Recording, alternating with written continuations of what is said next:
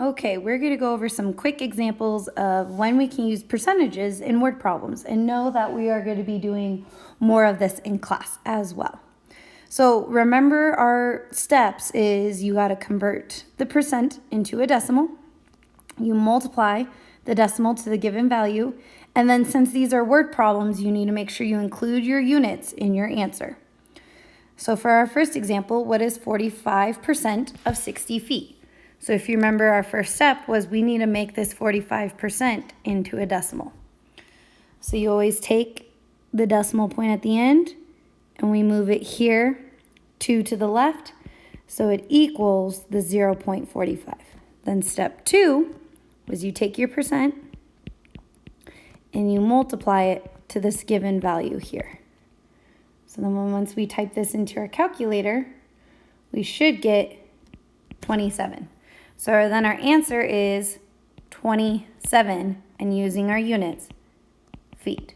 So 45% of 60 feet is 27 feet. So if I were to take a 60-foot long piece of wood or something and only cut 45% of it, then I would take 27 feet. That's what it's asking us to think about, okay? So our second example, a little bit more of a intensive word problem. So you are going to a restaurant and the bill was $43.60. So remember to underline your important information as you're writing or reading the problem. You are going to leave a 20% tip for the waiter. What amount will you leave for the tip? So step 1, make the 20% into a decimal, which is 0.20. Step 2, multiply your decimal to the amount. So we're going to do 0.20 times 43.60, which is 8.72. So you would leave $8, so we're including our units, and 72 cents as the tip. Okay?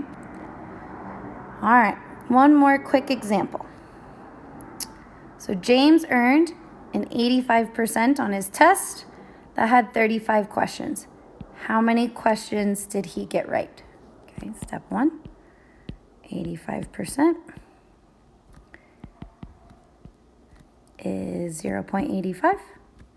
Step 2, 0.85 times 35 is, okay, let's talk about this, 29.75.